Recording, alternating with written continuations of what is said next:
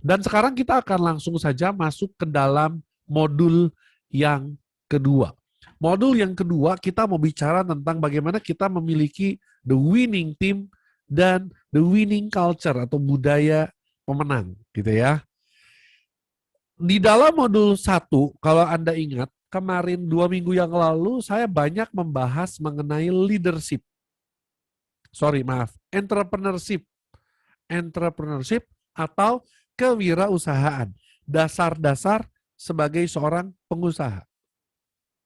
Dan di modul kedua ini, saya akan banyak membahas mengenai leadership.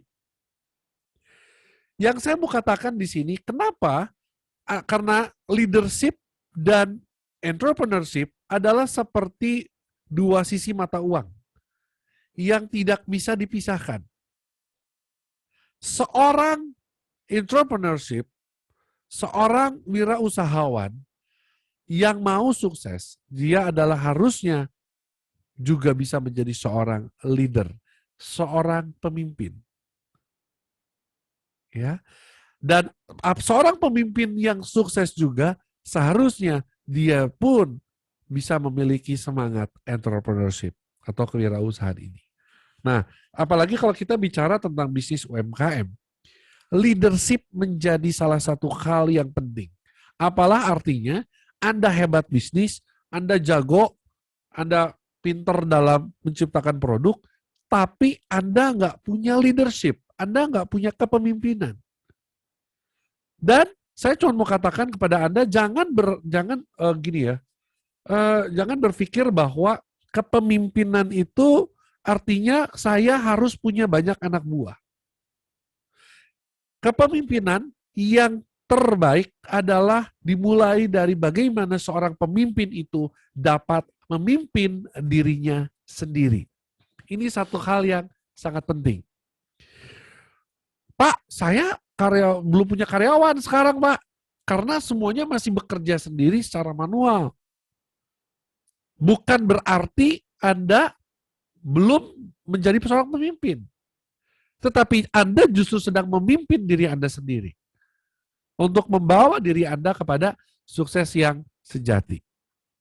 Oleh sebab itu, di dalam sesi ini nanti kita akan sama-sama membahas. Ya, kita akan langsung saja melihat bahannya. Bahannya tidak terlalu panjang hari ini, ya, karena saya mau nanti lebih banyak tanya jawabnya tentu saja, terutama tanya jawab perihal tugas yang kedua, ya, karena tugasnya cukup lumayan banyak juga, hampir sama seperti tugas yang pertama, ya. Mudah-mudahan semuanya semangat, harus semangat, ya. Oke, mohon maaf saya agak sedikit flu, pilek. Kita akan mulai bahan kita. Bicara mengenai leader yang artinya adalah pemimpin. Bahasa atau kata dasar dari leader adalah lead, to lead, memimpin. Itu adalah kata dasarnya. Leader artinya pemimpin. Berasal dari kata lead.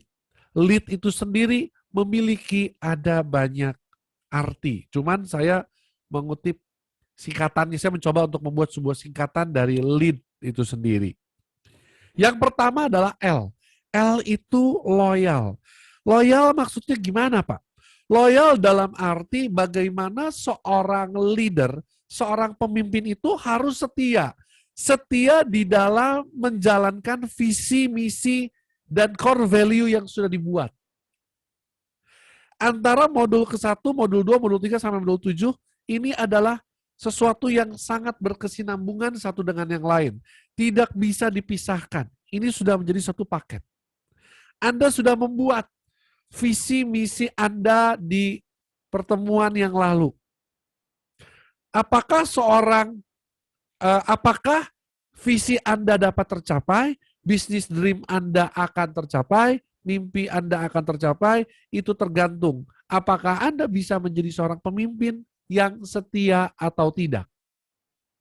Setia di dalam menjalankan visi dan misi yang sudah Anda buat. Mohon maaf, saya harus katakan banyak pemimpin, dia cuma hebat, dia cuma jago membuat visi misi perusahaan, tetapi tidak hebat di dalam prosesnya. Di dalam dia menjalankan bisnis usahanya, seringkali tidak loyal, seringkali tidak setia. Kadang-kadang melenceng kiri, melenceng kanan, melenceng kiri, melenceng kanan, tidak setia terhadap visi misi yang dia sudah tetapkan. Saya katakan, omong kosong. Anda punya visi yang bagus, Anda punya bisnis dream yang luar biasa keren, tanpa ada jiwa kepemimpinan di dalam hidup Anda. Tanpa ada kesetiaan di dalam hidup Anda.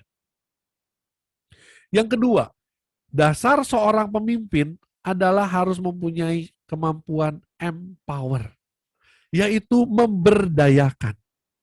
Empower bisa berarti memberdayakan orang-orang yang ada di sekitarnya, mempengaruhi, kurang lebih seperti itu. Bisa juga empower dikatakan apa? Bagaimana dia bisa mengempower dirinya sendiri.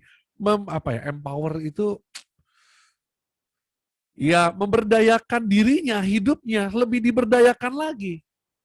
Yang tadinya nggak bisa jadi bisa. Yang tadinya biasa-biasa aja menjadi luar biasa. Itu empower. Seorang pemimpin adalah seorang yang tidak suka berada di dalam zona nyaman.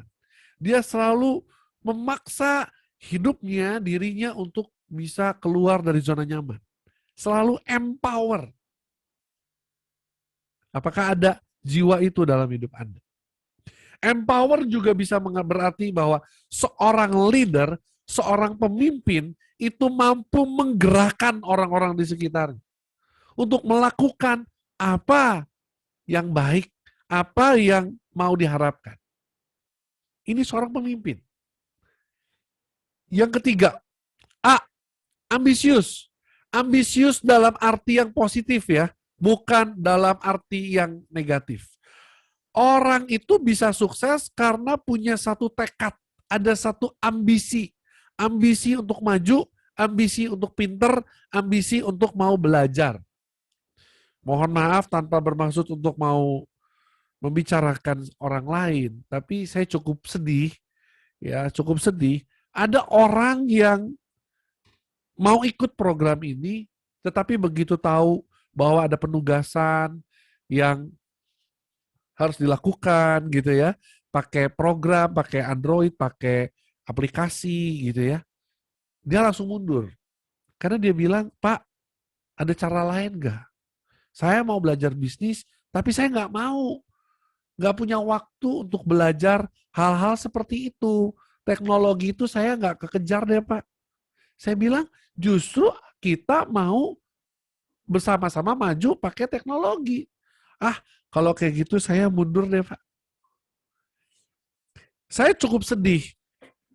Kadang-kadang saya sendiri jadi punya satu punya satu konklusi atau kesimpulan kadang-kadang ya. Karena sehari-hari saya banyak menolong orang, sehari-hari saya banyak membantu bisnis orang, ngobrol, coaching.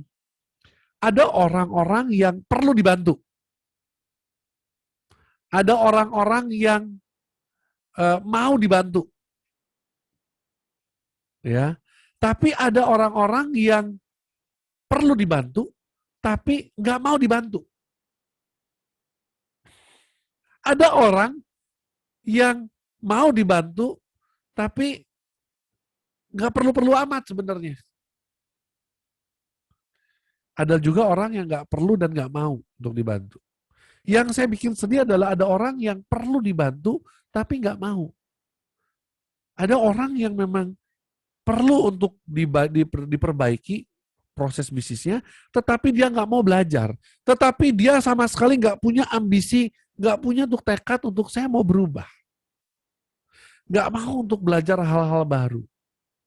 Saya katakan, kalau Anda sebagai seorang entrepreneur, Anda sebagai seorang pengusaha, Anda sebagai seorang yang mau sukses, Anda sebagai seorang pemimpin, tapi Anda nggak mau belajar hal-hal baru,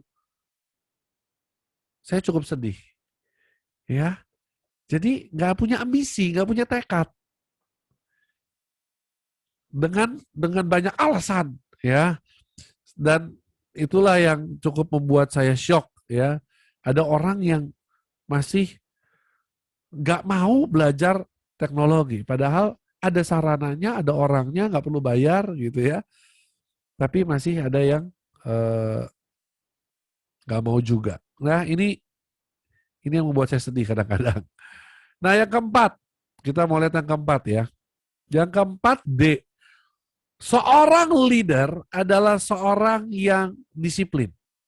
Seorang pemimpin adalah orang yang disiplin. Disiplin di dalam banyak hal, di dalam semua aspek dalam hidupnya. Disiplin mengatur waktu, disiplin dalam banyak hal lah, pokoknya. Disiplin dalam menerapkan core value yang sudah dibuat. Yang seringkali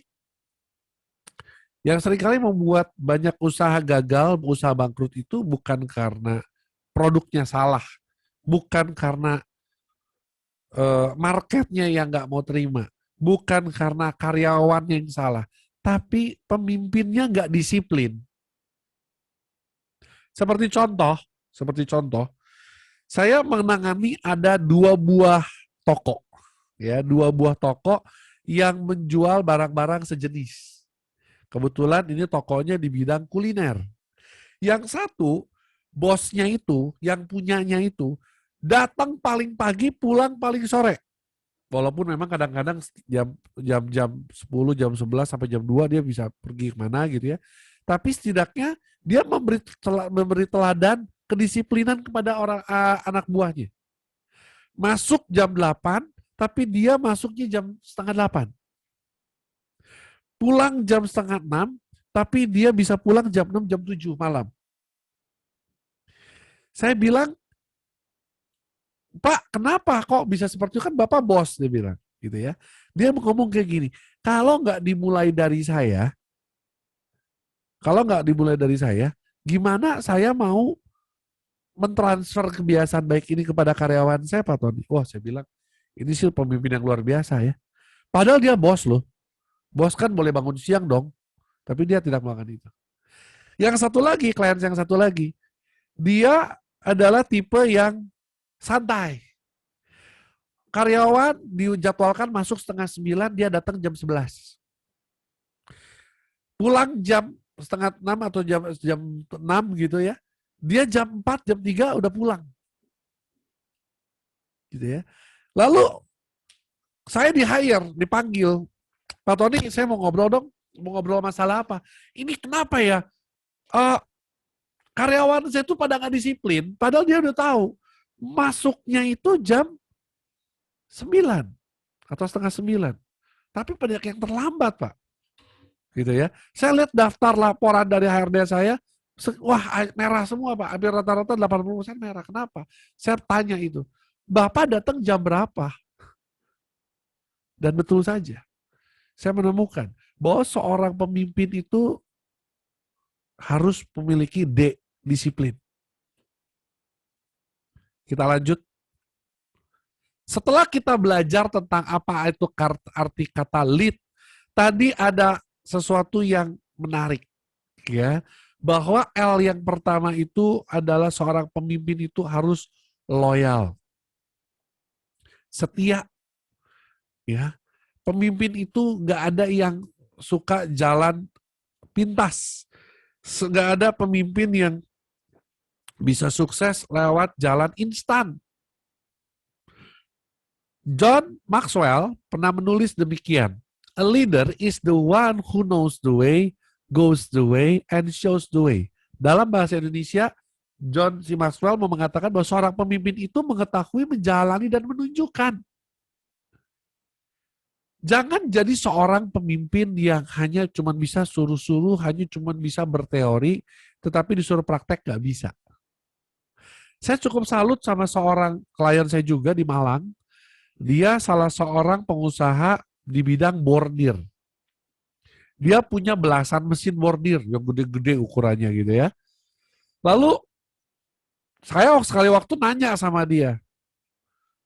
Saya manggil dia Koko. Saya mau nanya, Koko, pertanyaan saya iseng sebenarnya. Saya pengen tahu dia tuh seorang pemimpin yang oke nggak sih gitu ya. Saya tanya gini, Koko punya alat segede gini, sebanyak ini, tahu nggak cara pakai mesinnya? Tahu nggak tekniknya? Pernah nyobain nggak kerja? Terus dia bilang gini, lu jangan ngomong sembarangan katanya. Gua kalau nggak tahu caranya, gua nggak akan mungkin mau terus invest beli mesin. Gue jelas-jelas tahu gitu ya. Saya bilang, oh kalau cuma seperti, kalau oh gitu ya. Saya bilang, oh bagus dong kalau kayak gitu. Dan ternyata memang betul. Justru karena ada seorang pemimpin yang memang dia tahu betul semua prosesnya dan dia menjalani semua prosesnya, dia juga menunjukkan bahwa dia bisa, sehingga tidak ada alasan bagi karyawannya untuk tidak mengatakan tidak bisa. Karena pemimpinnya sudah membuktikan bisa. Jadi seorang pemimpin itu adalah seorang yang nggak cuma hanya saja duduk di kantornya yang ber-AC yang mewah itu, ya, tapi nggak mau turun ke pabrik panas-panasan, nggak mau turun ke lapangan, nggak mau turun ke eh, gudang, nggak bisa. Seorang pemimpin itu harus nyemplung. Makanya saya salut sama Pak Jokowi. Pak Jokowi itu terkenal dengan belusukannya gitu ya. Seorang pemimpin memang harus begitu. Seorang pemimpin memang harus mengetahui dengan mata kepala sendiri. Seorang pemimpin memang harus menjalani sendiri bagaimana rakyatnya di area itu. Dan seorang pemimpin juga harus menunjukkan empatinya. Seorang pemimpin juga harus menunjukkan bahwa dia adalah seorang pemimpin yang bertanggung jawab. Ya. Oleh sebab itu, kita lanjut lagi, ya. Seorang pemimpin harus setia di dalam menjalankan menuju visi misi dan nilai-nilai yang sudah dia tetapkan. Kenapa saya minta Anda menulis visi misi values business dream di pertemuan yang pertama? Karena perjalanan hidup Anda ini masih panjang kan? Ya. Pertanyaannya, apakah Anda setia dengan visi Anda ini? Dengan business dream Anda ini? Yang repot, yang bahaya adalah kalau ada seorang pemimpin yang nggak setia. Dia sudah menulis visinya, cita-citanya, tetapi dia nggak setia. Dan orang seperti ini banyak. Cuman bisanya ngomong doang, kasarnya begitu. No action, talk only. Nah, di yang kedua, dan yang ketiga dan keempat, lead, loyal, empower, hanya apa tadi? Ambisius, dan disiplin. Ada sebuah film yang ingin saya sampaikan kepada Anda sekarang sebentar lagi. Anda coba pelajari dari film ini. Saya suka dengan film ini, kenapa? Karena film ini menunjukkan bahwa inilah seorang pemimpin. Dunia membutuhkan pemimpin-pemimpin seperti ini. Kita harusnya malu dengan melihat video ini. Mari kita saksikan bersama-sama. Apa yang baru saja kita pelajari? Anak tadi, anak masih kecil. Tetapi apa yang membuat menarik? Anak ini sebenarnya bisa nggak mengangkat pohon itu sendiri? Nggak bisa. Nggak bisa. Saya yakin anak ini nggak bisa mengangkat pohon yang tumbang itu yang menghalangi jalan, nggak bisa. Tetapi pemimpin adalah orang yang shows the way, goes the way, apa tadi? Knows the way ya. Knows the way, leads the way. Anak ini sungguh-sungguh menunjukkan karakter seorang pemimpin yang sejati. Ternyata yang dia lakukan itu ternyata mampu menginspirasi orang-orang lain di sekitarnya, bahkan orang-orang yang jauh lebih kuat. Tadinya dibantu sama anak-anak kecil yang lain, tapi lama-lama jadi ada banyak orang yang mau mengikuti seorang pemimpin tersebut. Mungkin kalau kita pikir, mana bisa sih kita sukses? Banyak orang punya mindset yang keliru tentang kesuksesan. Nggak mungkin sukses, saya tuh dilahirkan di keluarga miskin. Nggak mungkin saya bisa menjadi pemimpin. Karena dari dulu itu keluarga saya itu nggak ada yang pernah sekolah sampai kuliah sampai tinggi, nggak ada yang pernah. Saya tuh pendidikannya semuanya, wah dasar aja banyak yang nggak lulus. Kayaknya nggak mungkin jadi seorang pemimpin. Nah, seringkali yang membatasi kita itu adalah pikiran kita. Oleh sebab itu, teman-teman, lewat video tadi kita mau belajar dari seorang anak kecil yang sungguh-sungguh dia loyal, sungguh-sungguh dia empower, artinya dia nggak bisa. Tetapi dia bisa memberdayakan orang-orang di sekitarnya. Kenapa? Karena ada satu kekuatan, ada value yang di dalam hidupnya yang dia yakin dia sanggup bisa. Yang sanggup untuk menginspirasi banyak orang. Saya mau kita semua belajar dari video tadi dan kita mau lebih lebih paham lagi ya, lebih lebih ngeh lagi apa yang harus kita lakukan. Nah, sekarang apa bedanya bos dengan leader? Nah, ini penting. Banyak yang bertanya, Pak, bos sama leader bedanya apa? Kita bicara tentang leadership. Nggak ada kan, bossship nggak ada, adanya leadership. Ya, kepemimpinan. Bedanya bos sama leader adalah begini. Kalau bos, dia itu memerintah. Sedangkan leader memimpin. Bos pandai memerintah, leader memberikan contoh. Bos mengintimidasi, sedangkan leader memotivasi. Bos memanfaatkan karyawan, sedangkan leader memberdayakan ilmu. Ya, bos itu kalau tipikal Anda seorang pemimpin yang bos, itu biasanya kalau bisa karyawan dibayar semurah-murahnya, kerja secapek-capeknya, hasil sebesar-besarnya kalau bisa, ya kan? Itu bos. Tapi kalau leader dia memberdayakan ilmu, dia berusaha untuk membuat karyawannya timnya lebih pinter. Bos memberi rasa takut, sedangkan leader mendapat rasa hormat. Bos mengatakan saya, sedangkan leader mengatakan kita. Bos mengatakan dirinya atasan, sedangkan leader mengatakan dirinya kolega, mitra, partner.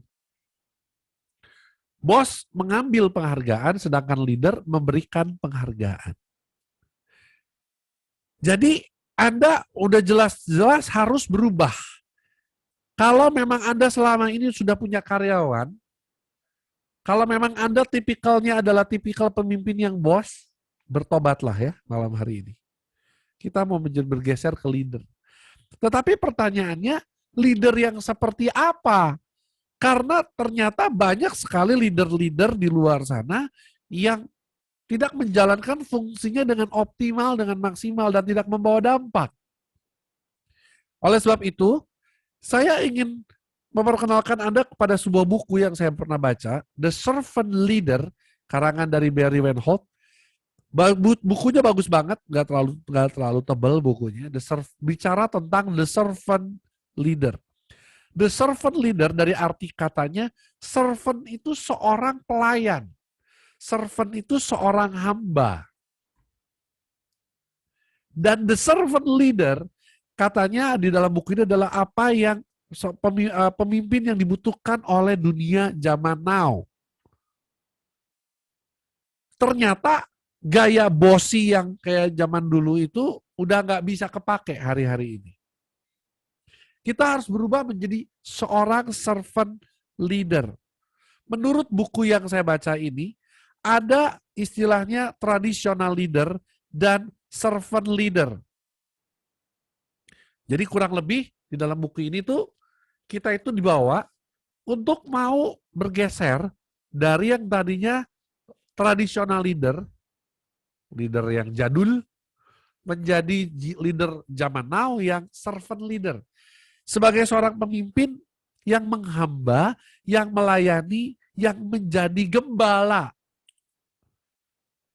Bukan menjadi seorang yang otoriter, diktator, serba nomor satu, tetapi menjadi seorang pemimpin yang betul-betul turun ke bawah. Seorang pemimpin yang rendah hati. Ini yang kita mau sama-sama belajar malam hari ini. Nah, servant leader ini, perbedaannya dengan traditional leader ada di layar. Jadi, konsep bisnisnya, kalau leader tradisional, bisnis adalah tujuan. Pokoknya bisnis saya harus besar, bisnis saya harus untung, outlet kalau bisa sebanyak-banyaknya, ya, keuntungan sebanyak-banyaknya, ya, sebesar-besarnya. Tapi kalau servant leader, dia akan melihat bahwa bisnisnya atau usahanya, tokonya, warungnya sebagai panggilan atau misi di dalam kehidupan ini. Misi untuk mengembangkan kehidupan yang lebih baik. Misi untuk membuka lapangan pekerjaan yang sebanyak-banyaknya. Misi untuk dapat bersedekah sebanyak-banyaknya. Saya mengambil istilahnya duit, bersedekah. Ini seorang servant leader. Dan tujuan berbisnisnya kalau tradisional leader menjadi triliuner. Wah, miliuner gitu ya. Tapi servant leader tujuan berbisnisnya adalah menjadi seorang misioner atau misionaris. Orang yang betul-betul membawa dampak, membawa perubahan dalam hidup ini. Ya, saya terkesan sekali dengan sebuah kisah, tapi nanti saya ceritainnya nanti habis saya bahas ini semua ya. Tentang lalu berikutnya yang ketiga, konsep motif berbisnis.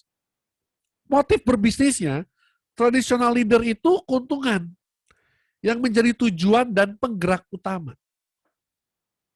Ya, yang menjadi tujuannya cuma untung, duit. Sedangkan servant leader adalah yang menjadi fokus adalah manusia sebagai kebutuhan ciptaan. Ini fokus utamanya. Kalau bahasa Jawanya, di sini banyak orang Jawa, ngewongke. Tahu ya istilahnya ngewongke, memanusiakan manusia. Ini tujuan untuk motif bisnisnya kalau servant leader.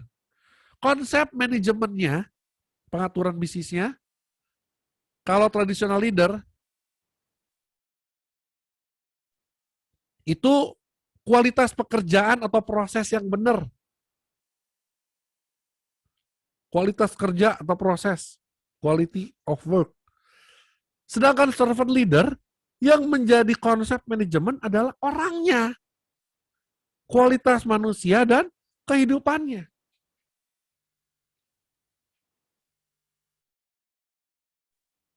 Dan ini juga yang menjadi salah satu penyemangat buat saya ketika saya mendirikan Right and Big Coaching and Consulting ini, karena tujuan saya adalah bukan membesarkan bisnis Anda, tapi bagaimana Anda bisa memiliki sesuatu yang bernilai, yaitu membawa diri Anda ke level yang sebenarnya, kepada martabat yang sebenarnya yang Tuhan mau. Karena seringkali banyak orang berbisnis, mohon maaf, merendahkan martabatnya. Contoh, sogok menyogok. Ya kan? Banyak orang merendahkan bisnisnya, pekerjaannya dengan apa? Dengan tipu sana, tipu sini. Ini yang saya katakan, tidak ngewongke gitu loh. Oleh sebab itu, konsepnya saya di dalam pelatihan ICP ini adalah Andanya dulu perlu dibenerin. Kalau Andanya bener, ngebenerin bisnis itu gampang.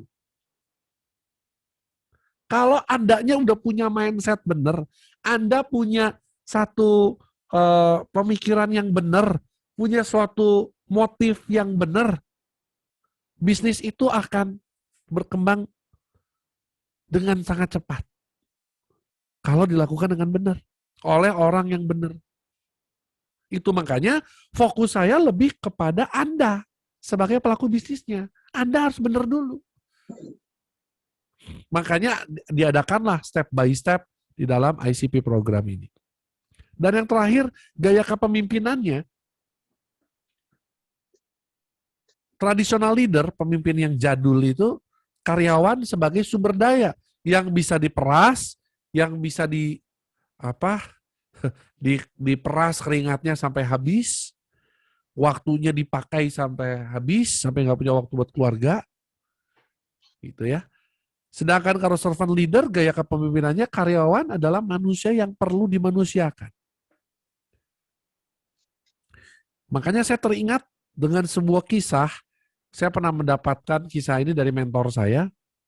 Mentor saya selalu bilang gini, kamu itu mau membuat bisnis, bisnis yang kamu mau buat itu, mau kamu jadikan kapal pesiar atau kapal penyelamat. Ada dua jenis kapal di lautan ya. Kapal pesiar yang begitu besar, mewah, atau kapal yang menyelamatkan orang tenggelam, menyelamatkan eh, kerusakan lingkungan. Anda mau jadi kapal yang mana? Jadilah seorang servant leader yang menjadikan bisnis atau usaha Anda ini sebagai usaha, sebagai cara Tuhan untuk boleh memberkati orang-orang di sekitar Anda. Jadikan usaha ini sebagai misi Anda yang mulia. Ya, teman-teman semua, tolong camkan itu. Berikutnya, saya akan mulai membahas servant leader. Ya, ada sebuah filosofi yang menarik. Karena pertanyaannya sekarang mungkin, oke deh, gimana caranya menjadi seorang servant leader? Nah ini sekarang caranya. Menjadi seorang pemimpin yang menghamba, menjadi seorang pemimpin yang melayani, harus memiliki filosofi cermin dan jendela. Ada sebuah kisah, ya, ada sebuah kisah.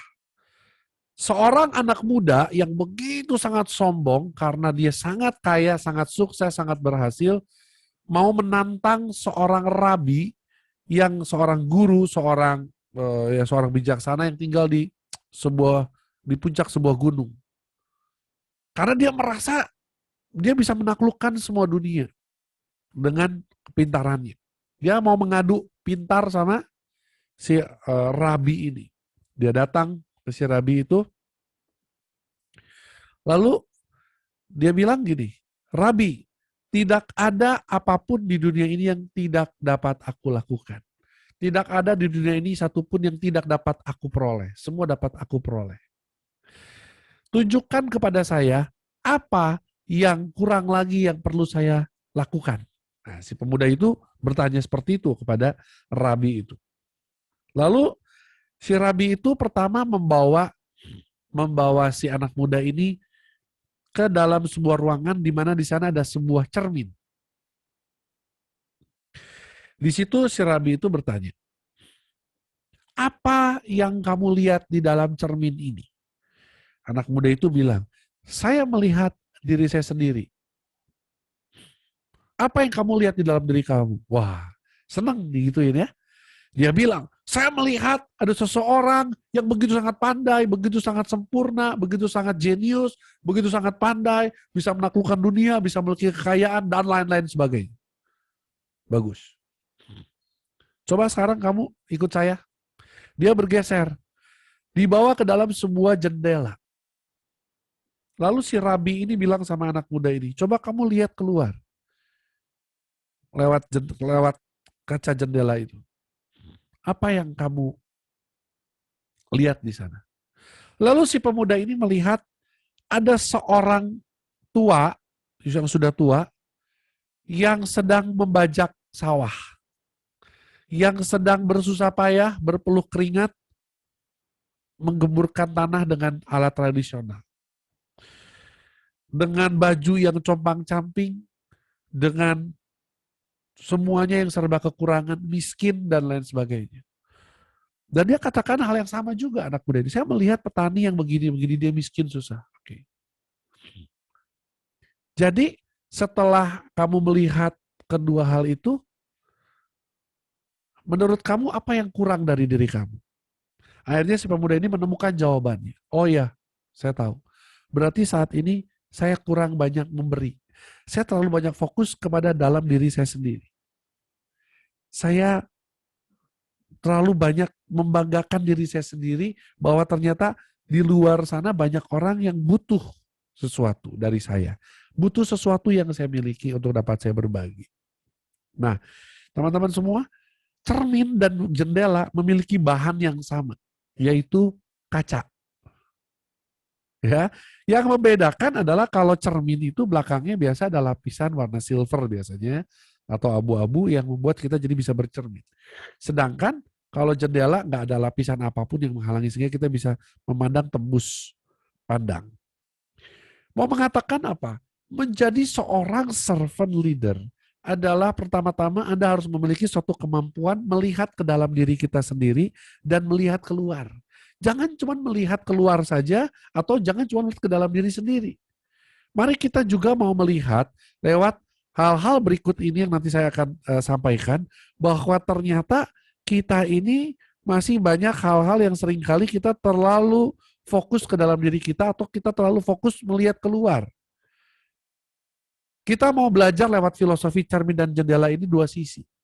Bagi Anda yang sudah punya staf, anak buah, punya karyawan, bersyukur berubah. Ya, jadi kalau Anda yang belum punya anak buah, Pak, sekarang saya masih kerja sendiri, nggak apa-apa. Ini waktunya Anda belajar juga, belajar menjadikan diri Anda sebagai seorang leader lewat faktor-faktor yang akan kita bahas malam hari ini. Saya akan mulai. Ada 4 fondasi kehidupan yang menjadi fokus pengembangan seorang servant leader. Ingat ya, mari kita mengawali dengan filosofi cermin dan jendela. Jadi dua sisi. Ketika Anda mendapatkan sesuatu hal inspirasi dalam pengajaran saya ini artinya ini adalah yang harus Anda lakukan kepada orang yang akan membantu Anda, calon karyawan Anda atau karyawan Anda. Begitu juga Anda sendiri harus bisa menghidupi ini. Karena ini adalah 4 fondasi kehidupan untuk Anda kembangkan sebagai seorang servant leader. Fondasinya apa saja? Fondasi yang pertama adalah fondasi tubuh, fondasi jiwa, fondasi emosi atau hasrat, dan fondasi rohani. Makanya di sini kalau Anda perhatikan ada istilahnya IQ, EQ, dan SQ. Seorang pemimpin yang melayani, seorang pemimpin yang menghamba adalah seorang pemimpin yang fondasinya sudah kuat. Saya banyak menemukan ya para pengusaha bisnisnya sih boleh gede, untungnya sih boleh banyak. Tapi ya ampun, marah-marah melulu. Sama sekali IQ-nya jongkok. Kecerdasan emosinya jongkok. Ada juga ya, ketemu sama pengusaha, nambah 1 outlet, nambah istri. Ya, pusing nggak coba? Kenapa kok bisa? Karena fondasi kehidupannya tidak kuat. Ini yang kita mau kejar sama-sama. Dalam ini inti kita sudah mulai masuk ke dalam inti pengajaran kita malam hari ini. 4 fondasi kehidupan. Yang pertama adalah tubuh. Mari kita bahas yang pertama adalah tubuh. Fondasi kehidupan yang pertama. Apalah artinya Anda memiliki bisnis yang besar, bisnis yang sukses, uang yang banyak, tapi tubuh sakit-sakitan. Omong kosong. Betul? Oleh sebab itu, aspek fisik menjadi yang nomor 1. Anda harus melakukan ini kepada diri Anda sendiri dan juga kepada orang-orang yang Anda pimpin. Aspek fisik. Yang kedua adalah aspek finansial. Saya memasukkan aspek finansial ke fondasi tubuh ini ya. Walaupun nanti kita akan bahas lebih banyak di modul yang ketiga tentang dashboard ya, financial bisnis dashboard tentang finansial. Tapi saya akan menyinggung sedikit aspek finansial di sini. Jadi fondasi tubuh itu ada aspek fisik dan aspek finansial. Kita akan bahas. Saya hanya sekilas saja. Saya ingin memperkenalkan Anda tentang New Start. Anda ini sebagai seorang pemimpin sudah belum menjadi seorang pemimpin yang menjaga aspek fisik yang seperti yang saya katakan. Percuma ngomong kosong, Anda sukses tapi badan sakit-sakitan, banyak penyakit, sarang penyakit. Nah, ada satu ide yang sangat menarik yaitu New Start. New Start itu Anda bisa buka ya, newstart.com, itu bagus banget. Ditawarkan cara untuk hidup sehat itu adalah nutrisi, makanan bergizi, E-nya exercise, olahraga fisik, W-nya water, cukup minum air, sunshine, sinar matahari, temperance, menjaga emosi, air atau udara bersih dan sehat, rest, istirahat yang cukup, dan T, trust in God. Ternyata percaya pada Tuhan juga mampu meningkatkan imun kita terhadap berbagai penyakit. Dan peran leader di sini adalah memantau atau monitoring. Nah, teman-teman semua para calon pemimpin dan para pemimpin yang hadir pada malam hari ini, jadilah pemimpin yang peka. Jadilah pemimpin yang gak cuma hanya saja memperhatikan aspek performance, kinerja, profit, dan lain sebagainya. Tapi perhatikanlah aspek fisik dari setiap orang yang membantu bisnis atau pekerjaanmu. Ya, ini sangat penting. Kita mau ngewongke, memanusiakan manusia. Ini tugas kita sebagai seorang leader. Dan yang kedua, cerminnya buat diri kita. Kita sudah belum new start ini setiap hari. Setiap hari kita selalu new start. Mulai yang baru. New itu baru, start itu mulai. Selalu memulai yang baru. Setiap ada hari yang baru, kita memulai dengan sesuatu yang baru. Ya itu apa? Ya ini. Makanan bergizi, olahraga, minum, matahari, ya. Dan tugas kita peran leader di sini adalah memantau, memonitor. Kalau ada yang sakit, kalau ada yang mulai nggak enak badan, udah mulai lesu-lesu, mukanya udah mulai ini, kita harus mulai peka. Jadilah seorang pemimpin yang peka. Ya, oke. Lalu berikutnya, setelah kita aspek fisik, aspek finansial, nah ini dia. Ya. Kita bahas satu-satu. Setelah tadi aspek fisik, aspek finansial. Kita sebagai seorang pemimpin dan juga sebagai seorang yang yang memimpin, dan kita juga harus bisa memimpin diri kita sendiri. Kita harus juga memperhatikan aspek finansial. Mohon maaf, banyak kendala di perusahaan ya. Yaitu banyak ketika saya ngobrol konsultasi dengan para pengusaha, Pak Tony, susah banget Pak. Karyawan saya itu tiap minggu ada aja yang kasbon. Setiap minggu karyawan saya ada aja yang ngutang. Setiap minggu ada aja karyawan saya yang minjem duit. Nah inilah yang seringkali kita lupa tugas kita sebagai seorang pemimpin itu di dalam aspek finansial. Kita harus mendidik mereka dan kita juga harus mendidik diri kita. Kalau karyawan itu biasanya terima gaji dan gaji itu bersifat tetap. Ya, tetap tiap bulan. Pastikan gajinya itu cukup untuk biaya hidup. Jangan Anda menggaji orang seenaknya di bawah standar UMR. Pemerintah itu menetapkan standar UMR itu karena sudah hasil perhitungan bahwa untuk tinggal di satu area tertentu, untuk orang bisa hidup ya minimum gajinya sekian. Tapi perlu ajari juga bahwa gaji yang tetap itu adalah untuk biaya hidup, bukan untuk gaya hidup. Peran kita sebagai seorang pemimpin harus bisa mengajari mereka bagaimana mengatur keuangan, bagaimana membuat gaji itu selalu cukup dan bisa ada tabungan. Ini tugas kita. Seringkali saya ngomong sama para pemimpin ya, pemilik perusahaan, saya bilang, Bapak komplain mengenai masalah keuangan. Saya ngomong sama Bapak, saya bilang, Bapak ngajarin anak buah Bapak, karyawan Bapak pengaturan keuangan enggak? Dia bilang, enggak. Berarti yang salah siapa? Yang salah seringkali adalah kita, karena kita sendiri nggak ngajarin.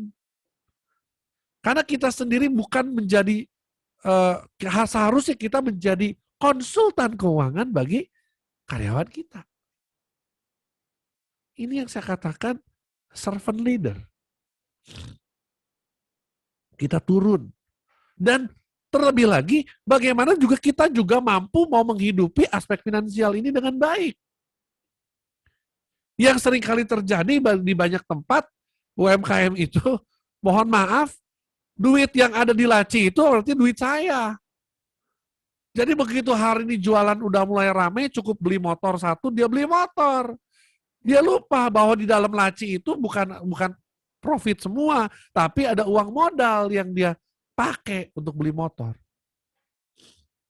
Artinya Anda sebagai seorang pengusaha walaupun UMKM, cukupilah diri Anda dengan menggaji diri Anda sendiri. Belajar untuk menggaji diri Anda sendiri sesuai dengan biaya hidup Anda. Banyak orang udah punya bisnis, punya usaha, tapi nggak bisa menggaji dirinya sendiri. Dia pikir duit berapapun yang ada di rekening, yang ada di laci, yang ada di berangkas, itu bisa saya pakai. Akhirnya uang nggak muter, akhirnya bisnis stagnan. Begitu kena COVID, bingung dia. Ternyata utang saya banyak.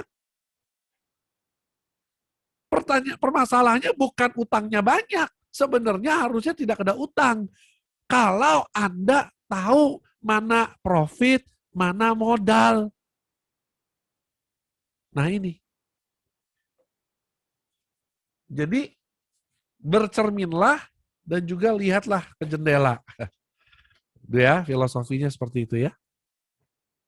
Teman-teman, para pengusaha UKM juga harus bisa mengajarkan kepada para karyawan Anda, orang-orang yang Anda pimpin.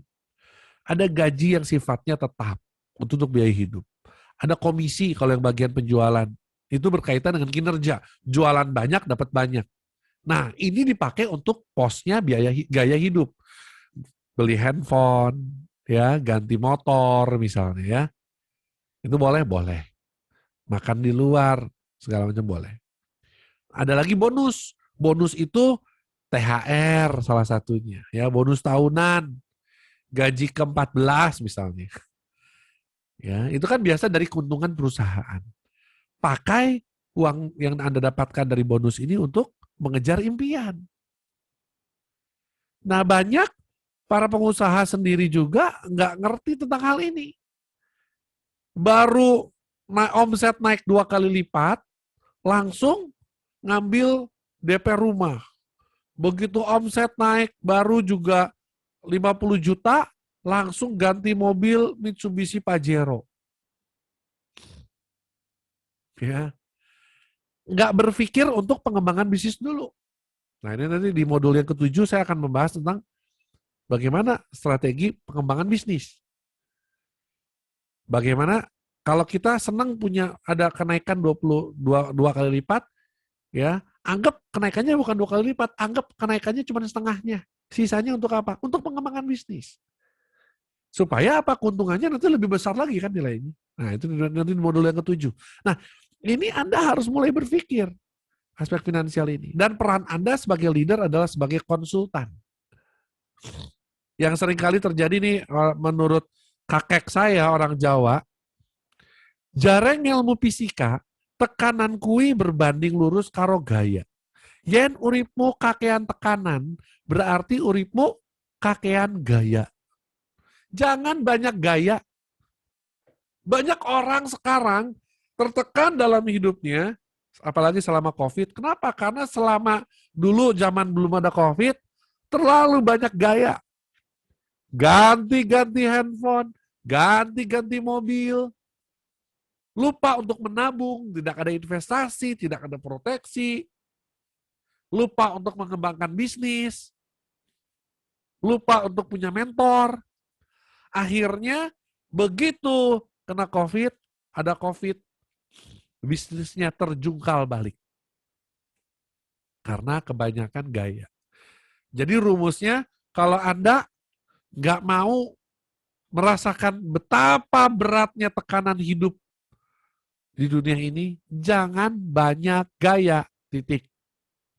Semakin Tuhan membawa Anda ke level bisnis Anda semakin tinggi, harusnya standar kehidupan Anda harus semakin turun. Ini yang disebut servant leader. Pelayan yang menghamba. Lanjut. Tips untuk menjadi konsultan bagi karyawan Anda seperti apa sih? Ini selingan aja saya kasih ya. Nah ini. Banyak para pemimpin nggak bisa atau nggak ngerti caranya menjadi seorang konsultan. Seorang konsultan itu yang saya pelajari, ilmunya cuma bertanya dan mendengar sebenarnya. Bertanya, mendengar, kamu kenapa mau minjem uang? Kasbon lagi, kenapa? Lalu dia ngomong kan, ketika dia ngomong kita dengerin. Begitu kita dengerin, jangan langsung kita maki-maki dia atau langsung, oh udah tahu, sekarang lu langsung gini. Artinya Anda melupakan ada satu faktor yang penting yaitu pahami. Apakah Anda memahami posisi dia? Yang dia butuhkan bukan ceramah Anda. Yang dia butuhkan adalah seorang pemimpin yang mau menunjukkan salahnya di mana dan bisa membawa dia keluar dari masalahnya. Itulah tugas seorang konsultan. Menemukan salahnya di mana dan mengangkat orang tersebut keluar dari masalahnya. Oke, ini penting. Baru setelah Anda memahami, baru Anda memberi petunjuk. Oke, menurut saya yang harus kamu lakukan adalah A, B, C, D, E misalnya. Tambahan, tips konsultan buat Anda. Lalu berikutnya, 4 fondasi kehidupan tadi bicara tentang aspek tubuh. Sudah ya.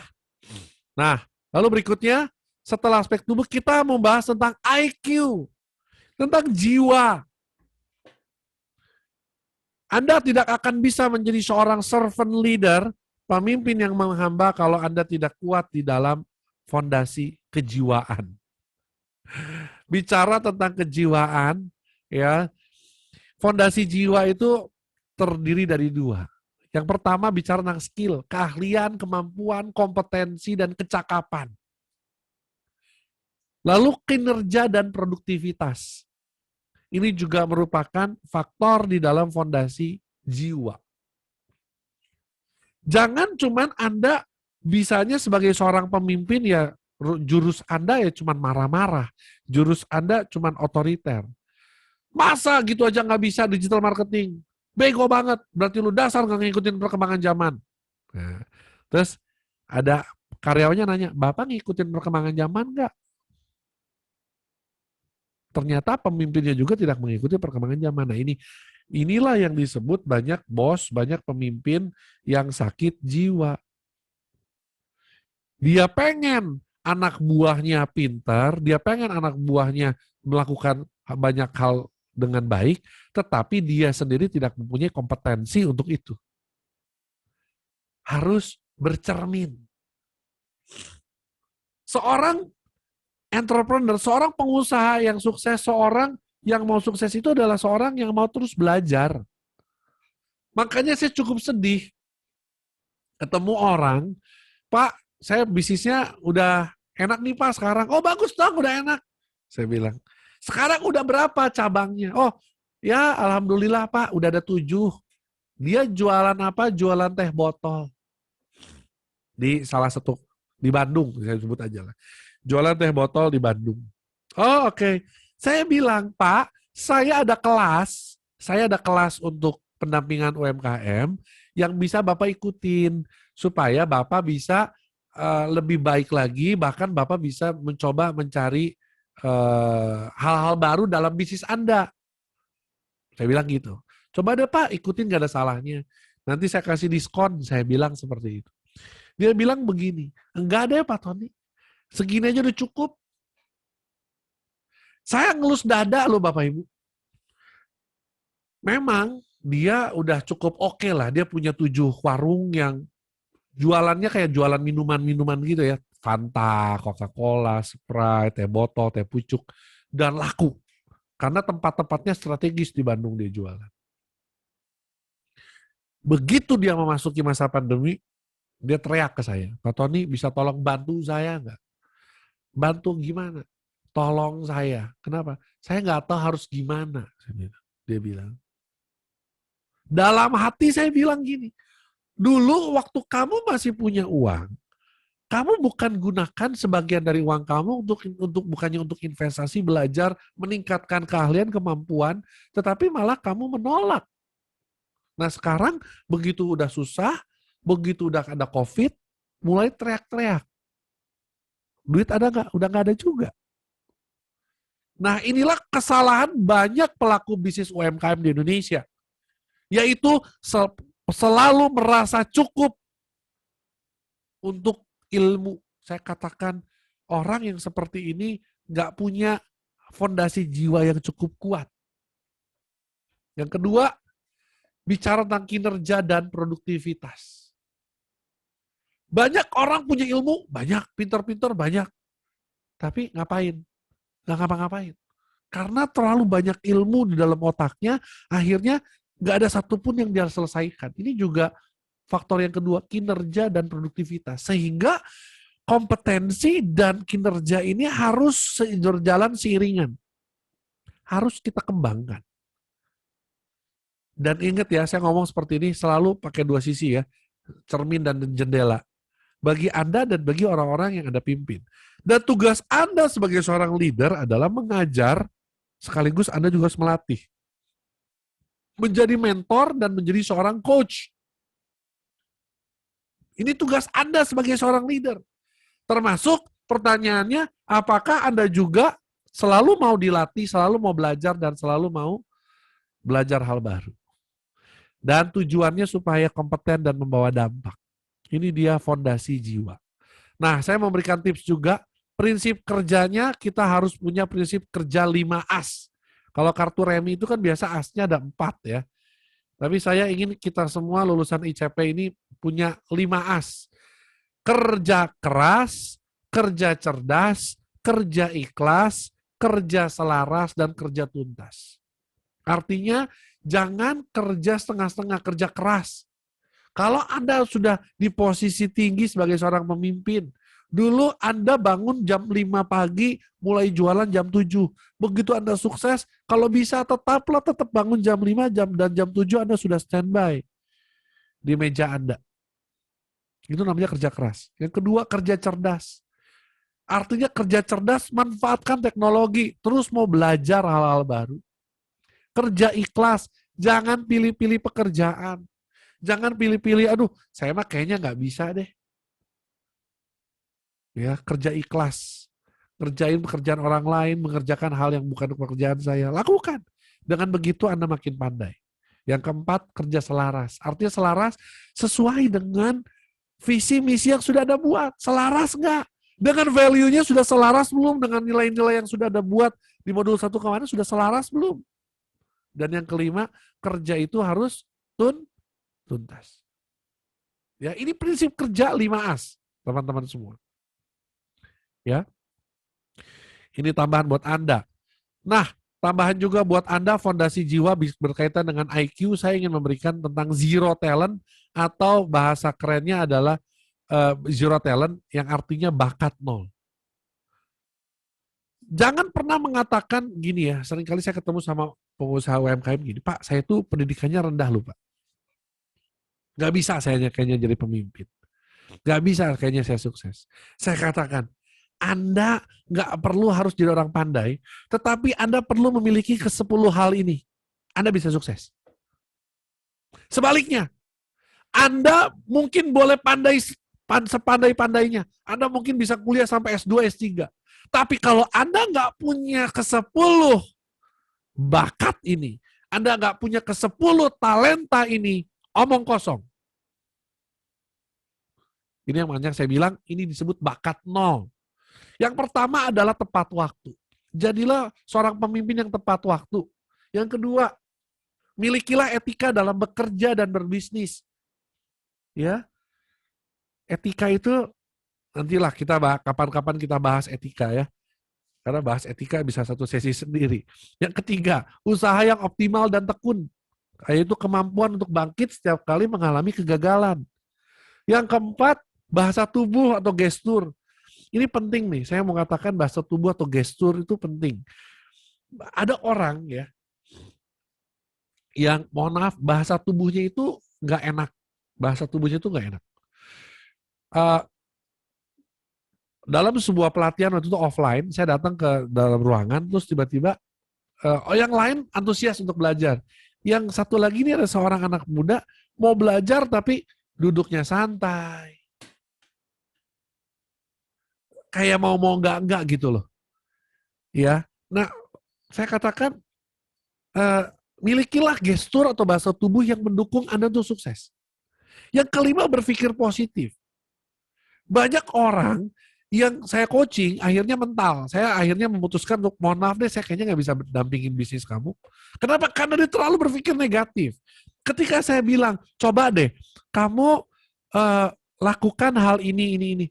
Nggak bisa Pak, udah, pokoknya nggak bisa deh. Saya tahulah market di sini, tuh nggak bisa gini-gini. Pertanyaan saya cuma simpel ke dia, udah dicoba belum? Terus dia bilang, belum.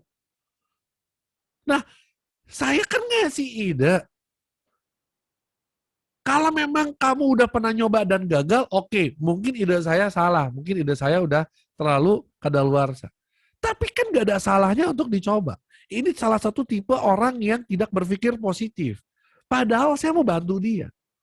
Perlu dibantu? Perlu. Tapi kelihatannya dia tidak mau dibantu. Karena terlalu berpikir negatif. Ya, yang keenam, pakai akal sehat atau common sense. Milikilah akal sehat atau common sense. 7. Akal sehat, common sense itu nanti saya bahas lagi lebih lanjut. 7. Punya antusiasme dan bersemangat dalam hidup. Saya kadang-kadang suka gemes sendiri gitu ya. Ketemu sama orang yang mau sukses, mau bisnisnya digedein, tapi lebih bersemangat saya ngegedein bisnis dia dibanding yang punya bisnisnya. Pak, ayo Pak, Bapak bisa ini sekarang gini. Iya Pak, iya Pak, iya nanti Pak, besok deh Pak. Iya, saya bilang gemes banget saya bilang. Ini produk Bapak udah cuma tinggal siap jual, yang penting Bapak melakukan ini. Nanti, ntar, sok. Waduh, kesel saya. Ya. Yang kedelapan, harus mau terus belajar dan mengembangkan diri, mencari dan memiliki mentor. Nah ini, saya cukup sedih. Di Indonesia itu kesadarannya masih sangat rendah untuk punya mentor, untuk punya seorang pelatih bisnis gitu ya. Padahal penting nggak penting. Loh, mentor dan pelatih bisnis itu yang benar ya, saya katakan mentor atau pelatih bisnis yang benar itu adalah dia mampu membawa bisnis Anda yang tadinya di sini jadi di sana. Yang tadinya segini jadi segini. Tapi banyak orang nggak melihat ini. Banyak orang akhirnya mengandalkan kekuatannya sendiri, akhirnya ya nggak berbuah, nggak berhasil apa-apa. Seorang mentor, seorang pelatih bisnis itu ibaratnya seperti Anda tahu Jose Mourinho? Jose Mourinho sekarang melatih di klub apa ya? Tottenham bukan? Tottenham mungkin ya sekarang ya. Nah, bukan ya. Di mana lah ya pokoknya intinya. Dulu waktu udah nggak ngikutin sepak bola. Jose Mourinho itu adalah seorang coach. Seorang coach itu dia mampu melihat setiap pemainnya. Untuk supaya bisnis berhasil, dia bisa tahu siapa harus di posisi mana. Strateginya siapa yang masuk, siapa yang mundur, siapa yang ke kiri, siapa yang ke kanan, itu seorang coach. Pertanyaannya, Jose Mourinho kalau nendang bola, hebat nggak? Belum tentu hebat. Saya katakan belum tentu dia hebat. Belum tentu dia becus kalau nendang bola. Tapi seorang pelatih dia bisa melihat Anda dari berbagai macam sisi yang berbeda. Dan bisa menentukan apa yang terbaik buat Anda. Ya, Anda harus punya mentor. Saya pun sampai hari ini punya mentor loh. Saya punya seorang coach yang seminggu sekali saya harus ngobrol sama dia untuk terus mengembangkan kemampuan saya. Bagaimana dengan Anda? Yang ke-9, jurus lebih atau doing extra. Di dalam kitab suci yang saya punya, di sana ada firman yang mengatakan, jika ada seorang yang menyuruh kamu berjalan 1 mil, berjalanlah dengan dia 2 mil. Teman-teman, saya menggunakan ini menjadi salah satu semangat saya ketika saya mengawali karir saya menjadi dari seorang salesman di Jakarta. Orang nyuruh saya jualan 100 juta, saya jualannya 200 juta. Orang atau bos saya ngasih tahu saya Sabtu libur, saya mah kerja. Saya cari proyek. Ini yang saya lakukan. Doing extra, jurus lebih. Yang ke-10, Anda harus bisa membangun dan menjaga relasi. Karena tanpa Anda punya kemampuan membangun dan menjaga relasi, siapa yang tahu kalau Anda bisa punya produk yang bagus? Sekarang gini contoh. Bayangkan Anda adalah seorang dokter ahli kanker yang luar biasa. Lulusan Amerika dengan IPK summa cum laude.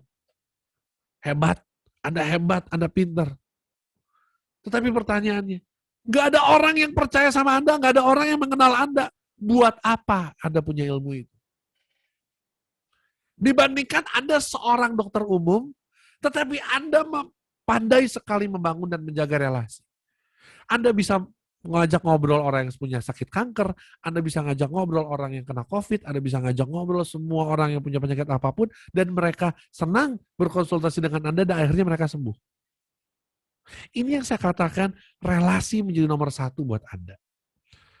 Apalah arti Anda punya produk yang hebat, tapi nggak ada yang mau beli. Karena nggak ada yang mengenal Anda. Ya, jadi oleh sebab itu milikilah fondasi jiwa Zero Talent ini menjadi salah satu pelengkap buat Anda menjadi seorang servant leader. 4 fondasi kehidupan, yang ketiga sekarang ya. Kita tadi udah bicara tentang tubuh, jiwa, dan sekarang kita mau bicara tentang emosi.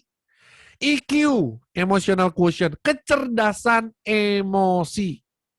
Apa yang mau kita bahas di dalam kecerdasan emosi ini?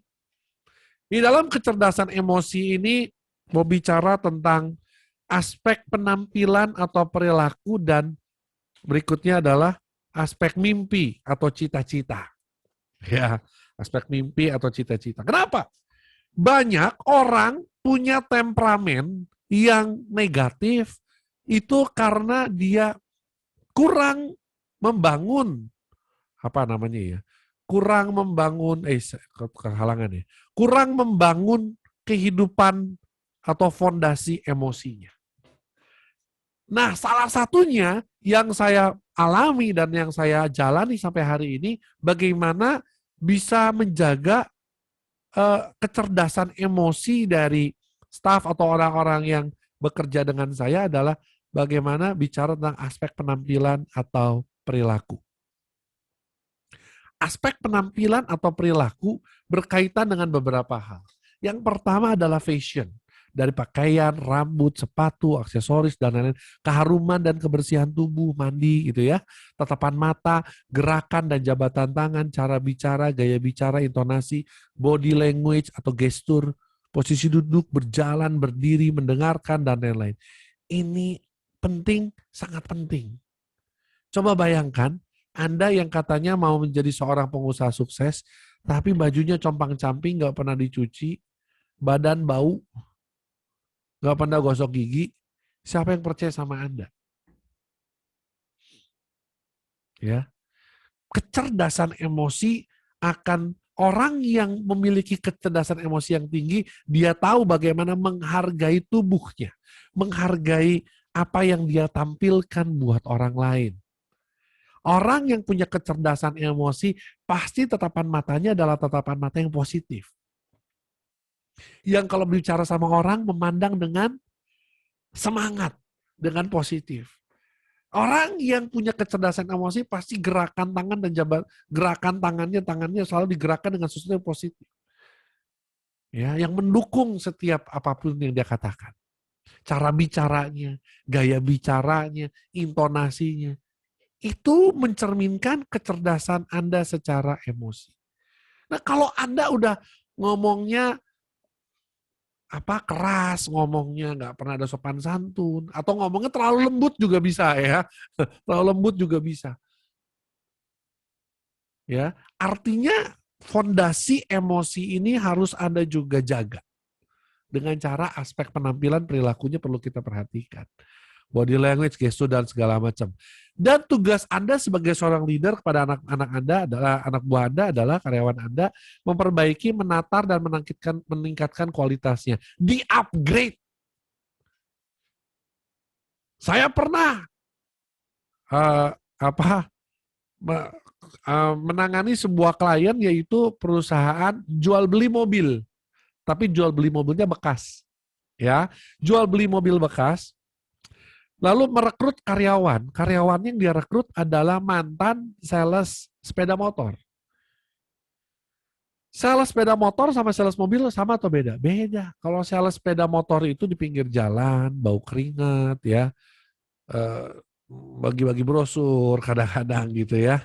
Oke. Tapi kalau sales mobil kan biasanya lebih rapi, biasanya lebih wangi, lebih harum gitu ya.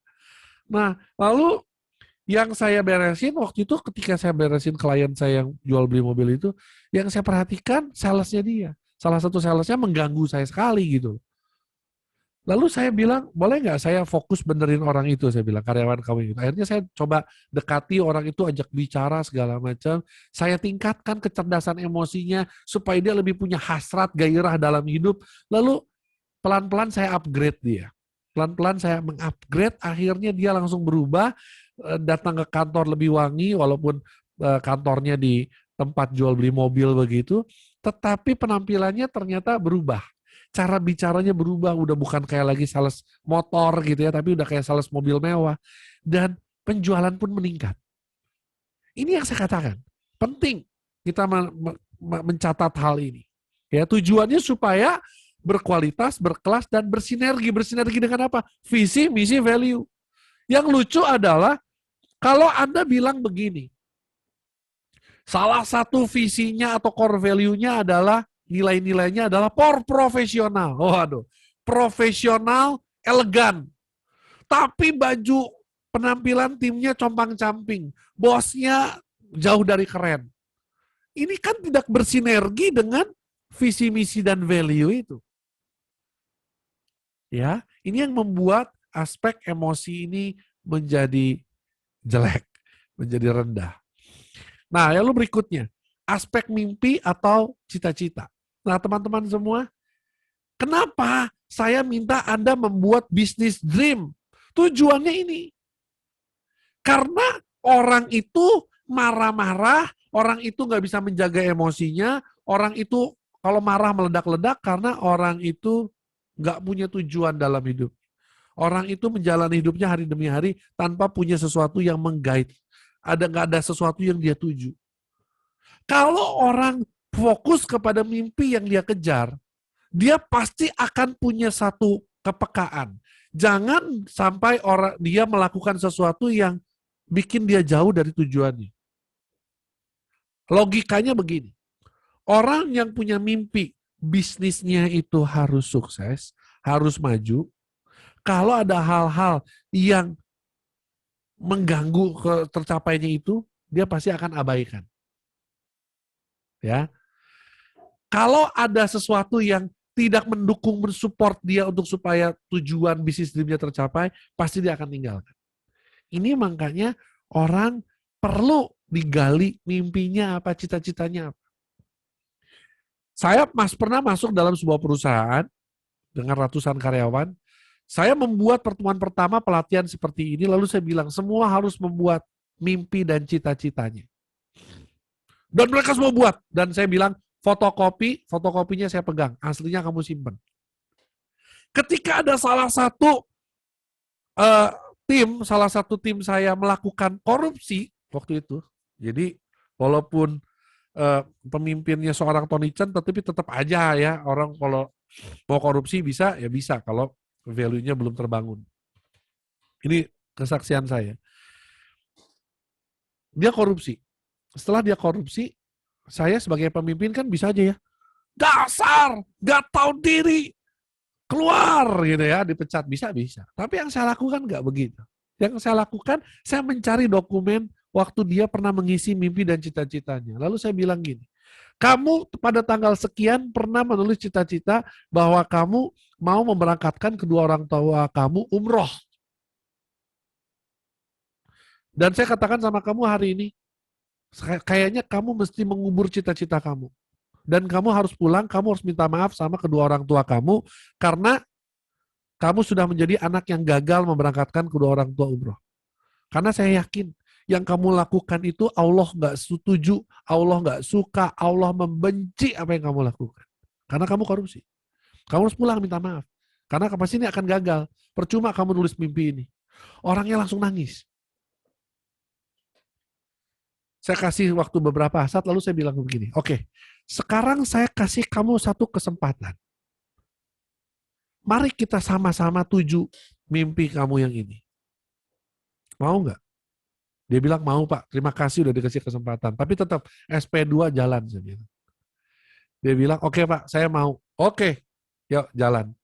Fokus kepada sini. Wah, saudara, Anda tahu, kerjaannya dia yang tadinya performanya, kinerjanya paling bawah, dia kinerja performanya nomor 1. Kenapa?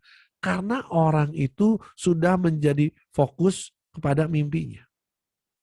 Nah, tugas kita sebagai seorang leader itu membuat setiap orang-orang di sekitar kita, termasuk diri kita sendiri, fokus dan terarah kepada mimpi dan cita-cita terhadap bisnis dream yang kita buat, yang mereka buat, supaya terwujud. Itu tujuannya. Ya, itu tujuannya. Oleh sebab itu, tugas leader adalah ketika Anda udah tahu hal ini, nanti besok Anda boleh kumpulin semua staf Anda. Ya. Lalu Anda boleh bilang, ayo coba bikin mimpi kalian business dream. Dan Anda sebagai seorang pemimpin nggak perlu marah-marah kalau sesuatu terjadi. Tunjukin aja mimpinya. Kira-kira bakal terwujud nggak? Kalau cara kerja kamu seperti ini. Wah, itu pasti kena banget. Ya, dan tugas kita membangun jalannya, memperjelas tujuannya, dan membimbing langkahnya. Ini servant leader. Lanjut. Kita yang terakhir. Rohani. Atau SQ. Bukan Singapore Airlines ya, SQ. Spiritual quotient. Kecerdasan spiritual. Pak, kok bisnis Bapak seringkali nyebut Tuhan sih? Ya betul lah. Ya, Tuhan kita itu Tuhan yang Maha Esa, Tuhan yang kaya. Dia mau bikin kita besok jadi orang paling kaya nomor 1 di Indonesia juga bisa. Tuhan kita. Oleh sebab itu, janganlah jadi manusia yang arogan, yang sombong. Kita tuh nggak bisa melakukan apa-apa tanpa campur tangan Tuhan. Fondasi rohani atau spiritual quotient. Ada 3 hal yang kita mau bahas di sini. Yaitu yang pertama adalah aspek spiritual, yang kedua adalah aspek mentalitas dan aspek karakter. Orang disebut cerdas secara rohani, cerdas secara spiritual, kalau orang itu juga cerdas di bidang spiritual, mentalitas, dan karakternya. Apa saja itu? Mari kita lihat. Yang pertama, aspek spiritual. Ini, saya buka semua aja. Aspek spiritual adalah bagaimana setiap kita diminta untuk menjadi seorang pemimpin yang mau hidup dalam prinsip rohani. Salah satunya bekerja adalah ibadah. Salah satunya adalah jabatan sama dengan amanah. Bagaimana kita semua sudah betul-betul menjalani ini di dalam kehidupan kita. Tugas seorang pemimpin adalah mengingatkan. Halo, bekerja adalah ibadah. Halo, jabatan adalah amanah. Banyak orang beragama tetapi hidupnya tidak dalam prinsip rohani. Agama hanya dijadikan sebatas ritual. Agama hanya sebatas aksesoris. Agama hanya sebatas tempelan doang. Tapi tidak benar-benar hidup dalam prinsip rohani. Yang kedua, bicara tentang mentalitas.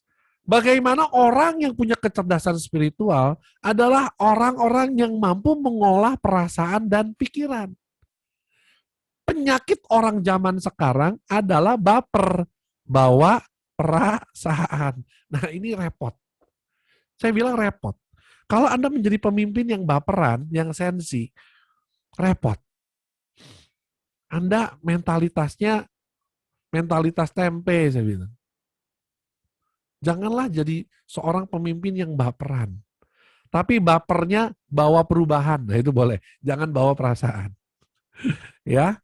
Dan juga mengolah pikiran. Artinya pikiran-pikirannya harus selalu diolah ke arah yang positif, ke arah yang menuju pada perubahan, menuju kepada tujuan yang sudah kita buat.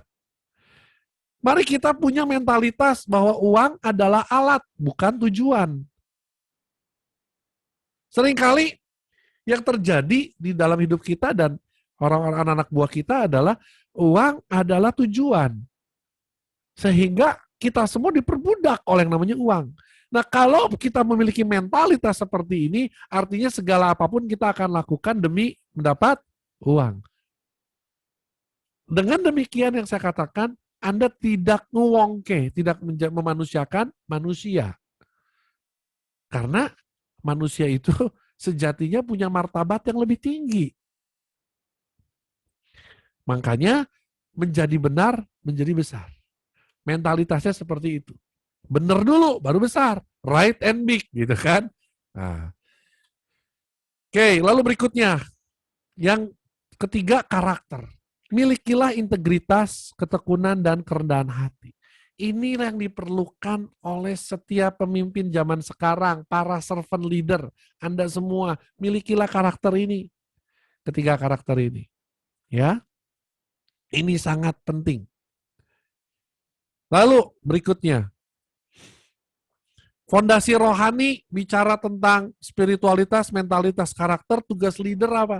Menjadi guru dan menjadi nabi, dalam tanda kutip nabi ya, menjadi teladan. Nabi itu, seorang nabi itu kan mewakili Tuhan, kata-katanya mewakili Tuhan, perilakunya juga mewakili Tuhan. Jadilah teladan. Apakah kita sudah bisa menjadi teladan buat orang-orang di sekitar kita? Tujuannya berpusat pada Tuhan, memulihkan martabat manusia dan hidup di dalam kebenaran. Ini fondasi rohani. Ada tugas-tugas kita. Nah, di segmen penutup kita, sebelum kita bahas tugas, ya, servant leadership itu ternyata setelah saya baca buku sejarah, adalah ternyata model kepemimpinan warisan dari bangsa Indonesia sendiri. Yang diperkenalkan oleh seorang tokoh, yaitu namanya Ki Hajar Dewantara, tokoh pendidikan nasional. Ada satu ide yang luar biasa, ada satu pernyataan yang luar biasa, Ingarso Sung Tulodo, yang di depan memberi contoh, Ing Madio Mangunkarso, yang di tengah memberi semangat, dan Tuturi Handayani di belakang memberikan daya kekuatan. Dan ternyata setelah saya belajar banyak hal mengenai servant leadership, ini semua cocok banget. Orang Indonesia harus belajar tentang kepemimpinan warisan bangsa sendiri. Kalau tadi kita bicara tentang fondasi tubuh, jiwa, emosi, rohani. Dengan banyak aspek ini, yang tadi kita sudah bahas satu persatu ya. Dan ada tugasnya. Posisi pemimpin itu memang betul. Kadang-kadang posisi pemimpin ada di belakang. Tuturi Handayani dalam aspek fondasi tubuh, jadilah pemimpin yang di belakang yang siap penopang. Jadilah pemimpin yang siap untuk mendorong orang-orang yang ada di sekitar kita. empower tadi dikatakan. Bicara tentang aspek jiwa dan emosi, jadilah seorang pemimpin yang kadang-kadang ada di sebelah kanan yang mengajar dan melatih, atau di sebelah kiri yang mengupgrade, yang membangun jalan, mempertajam tujuan dan membimbing langkah. Ini tugas Anda sebagai seorang pemimpin. Dan berikutnya, bicara tentang rohani, Anda harus menjadi guru dan nabi, harus berada di depan. Seorang servant leadership adalah seorang yang fleksibel. Dia tahu kapan harus berada di belakang orang yang dipimpinnya. Dia tahu kapan harus berada di sebelah kanan, di sebelah kiri, dan kapan harus ada di depan. Oleh sebab itu, di bagian akhir ini, marilah saya ingin mengajak kita semua, marilah kita semua menjadi para pemimpin-pemimpin yang berhati hamba. Jadilah para pemimpin-pemimpin yang mau melayani. Ya, ingat kita punya banyak fondasi, aspek-aspek yang perlu kita bangun di dalam diri kita, sehingga kita juga dapat mentransfer itu pada orang-orang yang kita pimpin. Nah, sekarang kita langsung membahas tentang tugas. Ya, tugas 2A. Tugas 2A, yaitu Anda harus membuat analisis SWOT. Apa itu analisis SWOT? Analisis SWOT itu adalah analisis tentang kekuatan, kelemahan, peluang, dan ancaman. Ancaman dari mana? Kekuatan apa? Kelemahan apa? Nah, saya kasih contoh. Nanti tugas Anda ya. Nanti saya akan membuat dalam bentuk Excel, atau kalau nggak nanti gampang, Excelnya nanti saya taruh di grup ya, di grup WA ya, untuk tugas ini, untuk tugas hari ini. Jadi contohnya, saya akan jelaskan dulu analisis SWOT. Setelah Anda belajar 2 pertemuan ini tentang leadership dan entrepreneurship, Anda harusnya bisa melihat apa yang menjadi kekuatan Anda dan kelemahan Anda di dalam faktor internal yang ada di dalam diri Anda, di dalam usaha Anda, di dalam pekerjaan atau bisnis Anda lah. Ya, apa yang menjadi kekuatan dan kelemahan dari bisnis Anda? Lalu itu semua faktor internal. Lalu apa yang menjadi peluang dan ancaman bagi bisnis Anda? Ini bicara tentang faktor eksternal. Ya, ini tugas Anda. Nanti kalau nggak ngerti silakan ngobrol, kita mentoring one on one. Nah, jadi Anda membuat kurang lebih seperti ini, tapi nggak harus persis sama, ya. Nanti buatnya karena nanti di Excel-nya itu cuman analisis SWOT, kekuatan 1-10 misalnya, kelemahan 1-10, peluang 1-10, ancaman 1 di data. Anda harus bisa mulai jujur sama diri Anda sendiri sebagai seorang pemimpin, ya, sebagai seorang calon entrepreneur. Lihat di situ, ya, apa yang menjadi kekuatan, kelemahan, peluang, dan ancaman. Ini tugas Anda. Saya kasih contoh ya, supaya nggak pusing, supaya Anda punya gambaran. Ini contoh analisis SWOT sebuah usaha UMKM, ya, tentang makanan. Dia bilang strength-nya atau kekuatannya adalah memiliki harga yang terjangkau. Jadi dia bisa memproduksi makanan yang harganya terjangkau alias murah. Lalu komposisi bahan yang aman bagi kesehatan karena menggunakan pewarna makanan dari kandungan buah dan sayuran. Tanpa bahan pewarna buatan dan tanpa bahan pengawet. Ini kekuatan dari produk dia, dari bisnis dia. Weakness-nya ada nggak? Kelemahannya ada, yang warna hijau. Minimnya modal usaha, ditulis di situ. Lalu sulitnya mendapat pasar. Artinya dia susah untuk jualan. Padahal harganya sudah terjangkau. Ya. Lalu udah itu, Anda jabarkan lagi opportunity atau peluang atau kesempatan. Apa peluang yang ada di luar sana?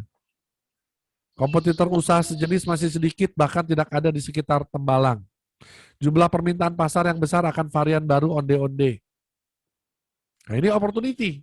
Jadi ada market yang siap menerima produk Anda. Ini contoh opportunity-nya atau peluang atau kesempatan. Threat-nya apa? Ancamannya apa?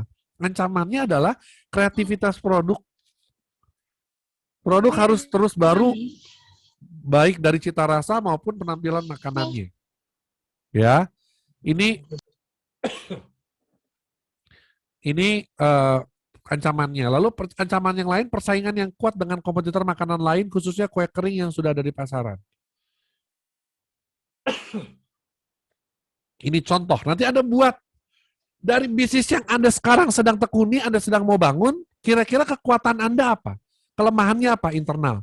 Lalu dari pihak eksternal, opportunity atau peluangnya apa dan ancamannya apa? COVID ancamannya, ya bisa juga. Ya. Nah ini tugas Anda yang pertama. Tugas Anda yang kedua, tugas 2B, membuat strategi. Ya, apa itu strategi? Strategi dari analisis SWOT yang tadi.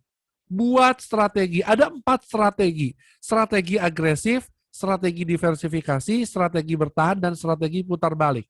Saya ajarkan secara singkat. Karena nanti ini masing-masing bisnis pasti akan berbeda. Nanti berkembangnya di mentoringnya ya.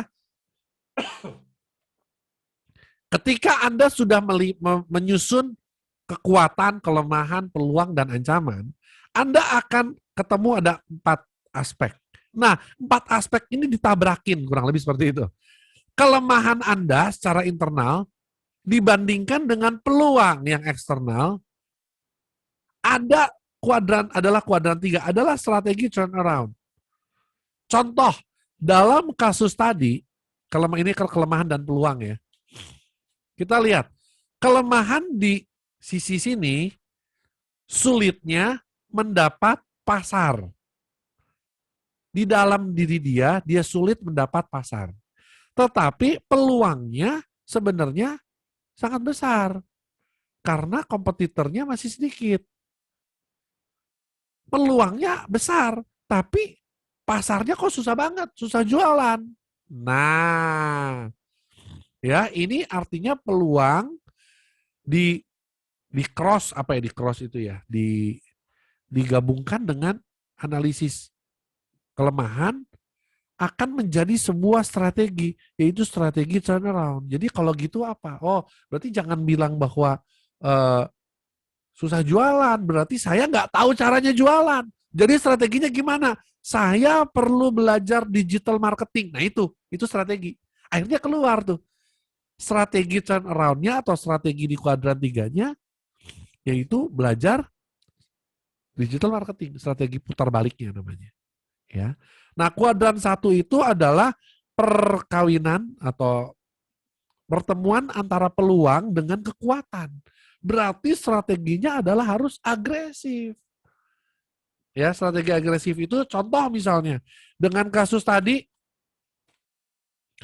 kekuatannya harganya terjangkau dan peluangnya kompetitor masih sangat sedikit. Nah, berarti kalau kayak gini, saya harus punya tim sales yang bisa menyebarkan produk saya sebanyak-banyaknya ke semakin banyak tempat. Nah, itu strategi. Artinya strategi agresif. Ya, nanti kalau kurang paham di mentoring ya, bertanya ya. Lalu saya mau bahas tentang kuadran 4 dulu, strategi defensif atau strategi bertahan. Yaitu jika kelemahan dilihat juga dengan dikawinkan dengan ancaman yang ada. Jadi strateginya bertahan. Contoh misalnya, dalam kasus ini kelemahannya adalah minimnya modal usaha. Modalnya minim. Terus ada ancaman, produk harus terus baru. Waduh. Nah, ancamannya produk harus terus baru, harus selalu ada inovasi. Tapi modal sedikit. Gimana caranya? Strategi bertahannya apa? Oke, mungkin strategi bertahannya fokus hanya memproduksi produk yang laku. Itu satu. Kedua, strateginya buat variannya di kemasan. Mungkin produknya sama, tapi kemasannya yang berubah-ubah. Misalnya. Bisa? Bisa. Ya, ini kita bisa banyak kombinasinya di sini. Lalu berikutnya, kuadran 2, diversifikasi. Ketika kekuatan digabungkan dengan ancaman yang ada. Iya, kalau dalam kasus ini kekuatan dengan ancaman. Kekuatannya adalah komposisi bahan yang aman bagi kesehatan. Ini kekuatan. Tapi ada ancaman. Persaingan yang kuat dengan kompetitor makanan lain, khususnya kue kering yang sudah ada di pasaran. Nah, ini bagaimana nih caranya? Berarti kalau begitu pilihannya mungkin strateginya saya membuat varian yang baru atau saya menonjolkan kata-kata tanpa bahan pengawet itu lebih dikampanyekan lagi misalnya. Strateginya campaign tanpa bahan pengawet, kampanye tanpa bahan pengawet. Nah, itu contoh strateginya. Sehingga akan muncul strategi-strategi bisnis baru di modul yang kedua ini. Jadi tugas Anda sebagai seorang pemimpin dan seorang entrepreneur nih, tugas pertama. Ya. Nah, lalu tugas 2C. Tugas 2C akan bicara mengenai USP, bukan UPS ya, USP yaitu Unique Selling Proposition. Apa itu? Maksudnya adalah hal-hal apa saja yang membedakan bisnis atau produk Anda dengan kompetitor. Nah, ini penting. Saya mau tekankan di sini. Anda harus bisa menjabarkan kenapa konsumen harus membeli produk dari Anda dan bukan dari kompetitor Anda. Buat daftarnya. Kenapa harus beli dari Anda? Buat daftarnya. Nilai-nilai apa yang Anda tawarkan? Value added atau nilai tambah apa yang Anda berikan? Ini tugas Anda. Jadi tugasnya semuanya tertulis ya. Wah, Anda harus buat tuh selama 2 minggu ke depan ini kekuatan, kelemahan, ancaman, dan segala macam terus strateginya, ya, dan unique selling proposition-nya. Kenapa? Karena Anda harus bisa menemukan ini. Ya, dalam setiap pertemuan kalau offline coaching maupun online coaching, pertanyaan pertama saya adalah simpel ke setiap orang. Kenapa saya harus beli dari Anda? Ini yang pertanyaan saya tanyakan juga kepada di sini ada Ibu Lis ya kalau nggak salah ya yang kopi Tigu.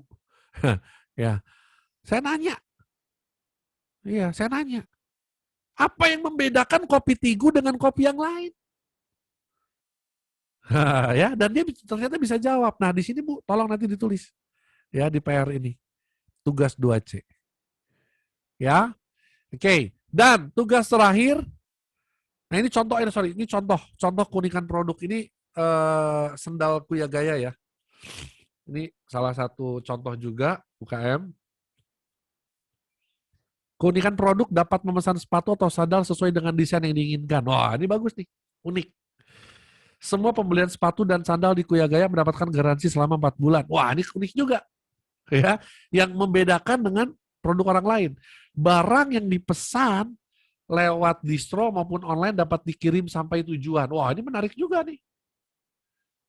Ya, barang yang produk clothing fashion untuk wanita bertema Harajuku style. Nah, ini contoh keunikan produk. Anda harus jujur ya. Nggak boleh mengada-ada ya. Ini contoh. Contohnya seperti ini Anda buat. Lalu berikutnya. Yang terakhir, Anda buat refleksi pribadi sama. Stop doing, start doing. Apa yang mau Anda mulai dan Anda mau berhenti untuk melakukan apa saja.